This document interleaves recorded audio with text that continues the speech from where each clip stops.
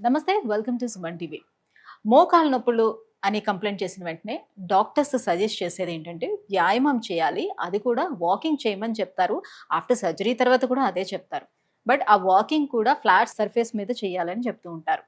ఈ flat surface మీద చెయ్యాలి అనేసరికి చాలా మంది థ్రెడ్మిల్ని ఎక్కువగా యూజ్ చేస్తూ ఉంటారు. సో బయటికి వెళ్ళే అవకాశం లేకపోవచ్చు, లేదంటే రోడ్ల మీద ఎగుడు దిగుడు ఉంటుంది కాబట్టి ఫ్లాట్ సర్ఫేస్ అని అనగానే థ్రెడ్మిల్ ఫ్లాట్గా ఉంటుంది కాబట్టి ఆ సర్ఫేస్ మీద చేయొచ్చు అనే ఉద్దేశంతో చేస్తుంటారు. ఇది ఎంతవరకు కరెక్ట్? ఇలా చేస్తే ఏమైనా సమస్యలు వస్తాయా? అండ్ ఈ మోకాళ్ళ నొప్పులకి హోమియోపతిలో ఎలాంటి ట్రీట్మెంట్ అందుబాటులో ఉంది? ఈ విషయాలపై అవగాహన కల్పించేందుకు మనతో పాటు ఉన్నారు డాక్టర్ చేతన్ గారు. నమస్తే సార్. నమస్తే మేడం. సార్, ఇప్పుడు నేనంతా మళ్ళీ రిపీట్ చేయాల్సిన నెసిటీ లేదనుకుంటాను. సో మోకాళ్ళ నొప్పులు ఉండేవాళ్ళు అండ్ ఆఫ్టర్ సర్జరీ తర్వాత కూడా చాలామంది ఇప్పుడు వ్యాయామం అనగానే ఎక్కువ వ్యాయామాలు ఏమీ చేయలేము. సో కొంచెం ఏజ్డ్ ఉండేవాళ్ళు జస్ట్ వాకింగ్ అయితే చేస్తారు. ఆ వాకింగ్ కూడా ఇప్పుడు మీకు తెలుసు, బయట మనం పోయామో అని అంటే అంత ఎగుడు దిగుడు సర్ఫేస్లే ఉంటాయి కాబట్టి చక్కగా ఇంట్లోనే చేసుకుందామని అందరూ థ్రెడ్మిల్స్ కొనుక్కుంటున్నారు. సో థ్రెడ్మిల్ చేయడం వల్ల ఏమైనా ప్రాబ్లం ఉంటుందంటారా? అది సేఫేనా? ఒక మేడం వచ్చిండ్రు నా దగ్గర. ఆ పేషెంట్కి మోకాలు నొప్పులు ఫుల్ ఉండే, అయితే గ్రేడ్ 3 ఆస్టియోఆర్థరైటిస్ ఉండే. ఓకే. అయితే వెయిట్ ఏమో 100కి దగ్గర ఉండే. అండ్ ఏమన్నారంటే డాక్టర్లు, మీరు ఆపరేషన్ చేయించుకోండి, ఆపరేషన్లు చేయించుకుంటే మీకు జర తగ్గుతుంది అనేసి. కానీ పేషెంట్కి ఫుల్ భయం ఆపరేషన్ చేయించుకోవాలంటే. ఇలా పిల్లలేమో ఆస్ట్రేలియాలో ఉంటారు. వీళ్ళకి ఏంటంటే 14వ ఫ్లోర్లో గేటెడ్ కమ్యూనిటీలో అపార్ట్మెంట్ కొన్నారు. 14వ ఫ్లోర్లో అపార్ట్మెంట్ కొన్నారు. అయితే ఇప్పుడు బాబు రోజు ఫోన్ చేసి, అమ్మ జిమ్ ఉంది మన దాంట్లో కమ్యూనిటీలో, నువ్వు అంటే, అరే సార్ నేను ఎట్లా పోతా, నాకు నిల్చోడానికే వస్తలేదు. మా బాబేమో ఫోన్ చేసి పో పో పో అని అంటాడు, లాస్ట్కి ట్రెడ్మిలే ఆర్డర్ ఇచ్చిండు అన్నాడు. అంటే వెయిట్ తగ్గితే మోకాళ్ళ నొప్పులు తగ్గుతాయని ఉద్దేశమా? వెయిట్ తగ్గితే ఫిజికల్ యాక్టివిటీ ఉంటే మోకాలు నొప్పులు జర తక్కువ అవుతాయి. ఎందుకంటే అక్కడ పడే భారం తగ్గుతుంది కదా. మెయిన్ మొత్తం భారం మోసేది మోకాలే. సో ఒకవేళ వెయిట్ చాలా ఎక్కువ ఉంది అనుకోండి, మోకాలేమో పాడవుతాయి విత్ టైం. 70కి 80కి వచ్చే ప్రాబ్లం మనకు 35-40కి వస్తుంది. మేడంది వెయిట్ కూడా ఎక్కువ ఉండే. అయితే ట్రెడ్మిల్ ఆర్డర్ చేసినామంటే, వద్దమ్మా చేయొద్దు ట్రెడ్మిల్ మీద వాకింగ్ అన్నాను నేను. ఎందుకు చేయొద్దు సార్, అందరు చేస్తున్నారు కదా అనేసి అన్నారు. అందరికీ మోకాలు నొప్పులు వస్తాయి తర్వాత ఒకవేళ అట్లనే కంటిన్యూ చేస్తే. ఎందుకు చేయొద్దు ట్రెడ్మిల్ మీద వాకింగ్ అంటే దానికి కూడా ఒక రీజన్ ఉంది. ఇప్పుడు మన కాళ్ళు ఉంటాయి కదా, పాదాలు ఉంటాయి కదా, దాంట్లో పాయింట్స్ ఉంటాయి, ఆర్చెస్ అంటారు వీటిని. అంటే ఒక్క కాడ ఇంత బరువు పడాలి అనేసి ఉంటుంది. సో మనం వాకింగ్ ఎప్పుడైతే నార్మల్ సర్ఫేస్ పైన చేస్తాం కదా, ఆ బరువు ఎక్కడ ఎంత పడాలి అంత పడుతుంది. కానీ ట్రెడ్మిల్ మీద మనం వాకింగ్ చేసినాం అనుకోండి, ట్రెడ్మిల్ ఎట్లుంటుంది, ఇంక్లైన్ ఉంటుంది. ఇంక్లైన్ ఉంటుంది అంటే జర ఇట్లా తేడా ఉంటుంది, ఏదో కొండ ఎక్కినట్టు నడుస్తాం మనం. అప్పుడు ఏమవుతుందంటే మన కాళ్ళు ఎట్లయితే వాకింగ్ చేయాలి అది మారిపోతుంది అండ్ మోకాల మీద ఎక్కువ స్ట్రెయిన్ పడుతుంది. అండ్ ఇంకోటి ఏంటంటే, ఇప్పుడు మనం పార్క్ పోయినాం, డైలీ ఒక అరగంట వాకింగ్ చేయాలి. మనం స్టార్ట్ చేస్తాం వాకింగ్ స్టార్ట్ చేస్తే కంటిన్యూస్లీ నడుస్తాం మనం హాఫ్ అన్ అవర్. ఏం చేస్తాం, కొద్దిసేపు ఫాస్ట్ నడుస్తాం, కొద్దిసేపు స్లో నడుస్తాం, కొద్దిసేపు వెరీ ఫాస్ట్ నడుస్తాం. అంటే మన మోకాలు ఒకవేళ కొంచెం జర టైర్డ్ అవుతున్నాయంటే మనం స్పీడ్ అడ్జస్ట్ చేసుకుంటుంది బాడీ. మనం చెప్పే అవసరం కూడా ఉండదు బాడీకి, బాడీని అడ్జస్ట్ చేసుకుంటుంది స్పీడ్. కానీ ట్రెడ్మిల్ మీద నడిచినప్పుడు ఏమవుతుంది, మనం స్పీడ్ సెట్ చేయాలి.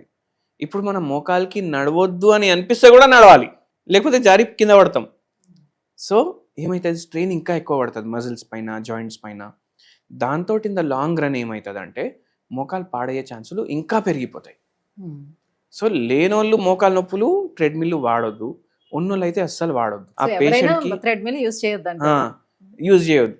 అయితే ఆ పేషెంట్ ఏమన్నా మళ్ళీ ఇప్పుడు కొన్నది ఏం చేయాలి అంటే, ఇప్పుడు ఇలా ఈ ఫ్లాట్ సర్ఫేస్ ని కూడా ఇట్లా స్ట్రైట్ గా పెట్టుకునే అవకాశం ఉంటుంది కదా. ఒకవేళ స్ట్రైట్ గా పెట్టుకునే అవకాశం ఉంటే కూడా మనం స్పీడ్ అయితే మన మైండ్ ప్రకారం చేయలేం కదా, స్పీడ్ ని మన మైండ్ ప్రకారం చేయలేదు. సో అవుతుంది, ప్రాబ్లం అవుతుంది. దాని బదులు ఇంట్లోనే నడవండి. ఫోన్ చూస్తారు కదా 3-4 గంటలు ఫోన్ చూసినప్పుడు దాంట్లో 1 గంట చూసుకుంటా నడవండి, ఇట్లా స్వైప్ చేసుకుంటా ఇక్కడక్కడ తిరుక్కుంటా. సో నార్మల్ ఫ్లాట్ సర్ఫేస్ మీద నడిచేటట్టు అవుతుంది. మళ్ళీ ఇంకో ప్రాబ్లం ఏం తెలుసా, ఇప్పుడు మనం ఫ్లాట్ సర్ఫేస్ అన్నాం, ఇంట్లో ఏమో మెరిచినట్టు మనం టైల్స్ వేసుకుంటాం, వెట్రిఫైడ్ టైల్స్.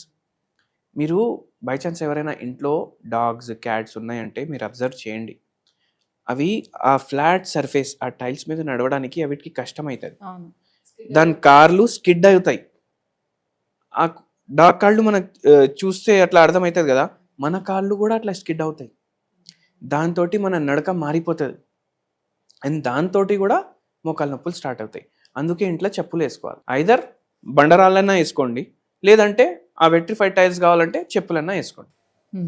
అట్లా మీరు ఇక్కడక్కడ వాకింగ్ చేయండి. అప్పుడు జర మజిల్ స్ట్రాంగ్ అవుతాయి, జాయింట్ డీజనరేషన్ కూడా, వెయిట్ కూడా తగ్గుతాయి, అది కూడా తగ్గుతుంది, జర స్ట్రాంగ్ అవుతుంది. దాంతోపాటు మనం మందులు ఇస్తాం, హోమియోపతి మందులు. సో సర్జరీ అవాయిడ్ చేస్తాం మనం. ఈ పేషెంట్కి కూడా ఇప్పటి వరకు సర్జరీ చేసుకోలేదు ఆ పేషెంట్, 3-4 ఏళ్ళు అయింది నా దగ్గర వచ్చి. So surgery is not the only option. Homeopathy treatment తీసుకొని మనం మోకాలు నొప్పులు తగ్గించుకోవచ్చు. అండ్ ఎన్నోసార్లు ఏమవుతుంది కదా, ఒక వరకు జాయింట్ రిపేర్ కూడా అవుతుంది. అయితే ఇప్పుడు మోకాలు నొప్పులు అనేవి ఓన్లీ ఒబేసిటీ ఉండే వాళ్ళకో లేకపోతే ఏజ్ బార్ అవుతున్న వాళ్ళకో అలా కాకుండా ఇప్పుడు యంగ్స్టర్స్ లో కూడా 45 ఆ ఏజ్ గ్రూప్ లో వాళ్ళు కూడా మోకాలు నొప్పులు కంప్లైంట్ చేస్తూ ఉన్నారు. సో ఇంత ఎర్లీ ఏజ్ లోనే వచ్చేటువంటి ఈ మోకాలు నొప్పులకి ఎలాంటి ట్రీట్మెంట్ ఉంటుంది మన హోమియోపతిలో? ఇప్పుడు 30 ఏండ్లు వస్తే ఎవరైనా అంకల్ అని చెప్పిండ్రు అనుకోండి, అరే ఏంది వీడు నాకు అంకుల్ అంటుండు అనేసి అనిపిస్తుంది. కానీ మనం మన బాడీని అంకల్ లాగా తయారు చేస్తున్నాం. ఫిజికల్ యాక్టివిటీ లేదు, విటమిన్ డి డెఫిషియన్సీ ఉంది, మనకు ఎప్పుడు ఏసీ కావాలి, మనం ఎండలో పోతే మనం ట్యాన్ అయిపోతాం అనేసి ఎండలో పోము. కానీ ఎండలో పోతేనే మనకు విటమిన్ డి ప్రొడ్యూస్ అవుతుంది. మనకు అందుకే ఏం చేస్తాం, సప్లిమెంట్లు తీసుకుంటాం. ఒకవేళ బై ఛాన్స్ ఎక్కువ అయిపోయింది అనుకోండి, అది టాక్సిక్ అయిపోతుంది బాడీకి అండ్ ఇంకా ఎక్కువ డ్యామేజ్ అయిపోతుంది. మనం లాభానికి కోసం తీసుకుంటాం కానీ నష్టం అయిపోతుంది బాడీకి. సో ఏం చేయాలంటే మనం ఎప్పుడైతే మనకు జర ఈగో హర్ట్ అవుతుంది కదా, అంకల్ అని పిలిస్తే ఎవరైనా చిన్నపిల్లలు, దాని బదులు మనం మన బాడీని యంగ్ పెట్టుకోవాలి. మనం ఫస్ట్ మైండ్లో ఆలోచించాలి, నేను ఎప్పుడు యంగే అనేసి. అట్లా ఆలోచిస్తే మనం యంగ్ ఉన్నప్పుడు ఏం చేస్తాం, స్పోర్ట్స్ ఆడతాం, బస్లో ట్రావెల్ చేస్తాం, ఫిజికల్ యాక్టివిటీ ఉన్నట్టు చూసుకుంటాం. కాలేజ్లో ఉన్నప్పుడు బస్లో ట్రావెల్ చేస్తాం కదా, మనం కార్ కొన్న తర్వాత కార్లోనే పోతా, నేను ఆఫీస్కి కూడా కార్లో పోతా, కిరాణా దుకాణానికి పోవాలంటే కూడా కార్లో పోతా ఏసీ వేసుకొని. సో కొంచెం మన బాడీకి మనం తపన అనుభవిస్తే మనకు ఇటువంటి ప్రాబ్లమ్స్ రావు. బాడీ లోపటి నుంచి కూడా యంగ్ ఉంటుంది, ఫిజికల్ యాక్టివిటీ వల్ల మైండ్ కూడా యంగ్ ఉంటుంది. And vitamin D deficiency automatically మీరు ఎండలో రెగ్యులర్లీ పోతున్నారు అనుకోండి, ట్యానింగ్ గురించి ఆలోచించకుండా, బోన్స్ కూడా జర గట్టిగా అవ్వడానికి హెల్ప్ అవుతుంది. మళ్ళీ ఇంకో పెద్ద ప్రాబ్లం ఏంటంటే, ఇప్పుడు ఇన్ని యాప్స్ వచ్చినాయి, ఓటీటీ యాప్లు, డైలీ ఒక వెబ్ సిరీస్ పెట్టుకోవడం, నైట్ 2-3 పడుకోవడం, మళ్ళీ 7 లేవడం, పిల్లల్ని డ్రాప్ చేయాలి కదా స్కూల్కి. సో దాని బదులు మీరు మంచిగా పడుకున్నారనుకోండి, ఆటోమేటికలీ నెక్స్ట్ డే బాడీ పైన స్ట్రెయిన్ అవ్వదు, బోన్స్ పైన స్ట్రెయిన్ అవ్వదు, గ్యాస్ట్రిక్ ప్రాబ్లం స్టార్ట్ అవ్వదు. గ్యాస్ట్రిక్ ప్రాబ్లం స్టార్ట్ అయితే ఏం చేస్తాం, డైలీ ఆ గోళీలు వేసుకోవడం స్టార్ట్ చేస్తాం, యాంటాసిడ్స్ వేసుకోవడం స్టార్ట్ చేస్తాం. అప్పుడు ఏమవుతుంది, లాంగ్ రన్లో యాంటాసిడ్స్ వేసుకుంటే విటమిన్ డి ప్రొడ్యూస్ అయితే కూడా బాడీలో మనకు కాల్షియం అబ్జార్ప్షన్ తగ్గిపోతుంది. జనరలీ మిడ్ ఏజ్లో ఫస్ట్ గ్యాస్ట్రిక్ ప్రాబ్లమ్సే స్టార్ట్ అవుతాయి, బాడీ డీజనరేట్ అవుతుందంటే. సో మంచిగా నిద్ర ఉండేటట్టు చూసుకోండి, స్ట్రెస్ తీసుకోకండి దేని గురించి కూడా. ఇప్పుడు మోకాల్లోని అరిపోతున్నటువంటి కార్టిలేజ్ ఏదైతే ఉంటుందో హోమియో మెడిసిన్ తోటి అది రీజనరేట్ అయ్యే ఛాన్స్ ఎంత వరకు ఉంటుంది? ఇప్పుడు 40 ఏజ్ ఉంది అనుకోండి పేషెంట్కి, 40 ఏజ్లో గ్రేడ్ 4 ఆస్టియోఆర్థరైటిస్ ఉంది పేషెంట్కి, మనం మందులు ఇస్తాం. దేవుని దయ ఉంటే 40 ఏజ్లో ఎట్లయితే మోకాలు ఉండాలి కదా అట్లా మళ్ళీ అయిపోతుంది మోకాలు. 70 ఏళ్ళ పేషెంట్కి కూడా ఉందనుకోండి, బాగా డీజనరేటివ్ చేంజెస్ ఉన్నాయి అనుకోండి, మందులు వాడితే ఒక 2-3 ఏళ్ళలో పెయిన్స్ పూర్తిగా వెళ్ళిపోతాయి అండ్ ఆ ఏజ్లో ఎట్లా మోకాలు ఉండాలి అట్లా అయిపోతుంది. నాకు 20 ఏళ్ళలో ఎట్లా ఉంటుంది అట్లా కావాలంటే అవ్వదు, ఆ ఏజ్కి తగ్గట్టుగా అయితే అవుతుంది. సో హోమియో ట్రీట్మెంట్ తో పాటుగా మోకాళ్ళ నొప్పులకి హోమ్ రెమెడీస్ ఏం పాటించాలి? ఒక మంచి హోమ్ రెమెడీ చెప్తాను మీకు. భీమసేని కర్పూరం ఉంటుంది. ఇది ఏం కర్పూరం అంటే, మనం ఇంట్లో ఏదైతే మనకు మార్కెట్లో దొరుకుతుంది ఆ కర్పూరం తెచ్చుకుంటాం మనం. భీమసేని కర్పూరం వేరే ఉంటుంది, అంటే ఇది ప్యూరెస్ట్ ఫామ్ ఆఫ్ కర్పూరం. ఇప్పుడు మనం గుడికి పోతే తీర్థం తీసుకుంటే దాంట్లో కర్పూరం టేస్ట్ వస్తుంది కదా, దాంట్లో భీమసేని కర్పూరం ఉంటుంది. సో జర భీమసేని కర్పూరం మీరు తీసుకోండి. భీమసేని కర్పూరం మీరు దంచుకోండి, పౌడర్ లాగా తయారైపోతుంది, అవునా కాదా? ఇప్పుడు దాంట్లో ఒక పించ్ మీరు ఒక కప్ వాటర్లో వేసుకోండి, అది డైలీ తాగండి. దీంతో మనకు దీంట్లో ఎనర్జెసిక్ ప్రాపర్టీస్ ఉంటాయి, యాంటీ ఫంగల్ ప్రాపర్టీస్ ఉంటాయి, యాంటీ ఇన్ఫ్లమేటరీ ప్రాపర్టీస్ ఉంటాయి. ఇది రెగ్యులర్ చేస్తే ఏమవుతుంది, జర రిలాక్స్డ్ అవుతాయి మోకాలు, అండ్ మనకు జర పని చేసుకోవడానికి కూడా జర ఈజ్ అనిపిస్తుంది. సో అట్లా మనకు రిలీఫ్ కూడా అవుతుంది అండ్ మంచిగా పనిచేస్తుంది, మన ఇమ్యూనిటీ కూడా పెంచుతుంది ఇది.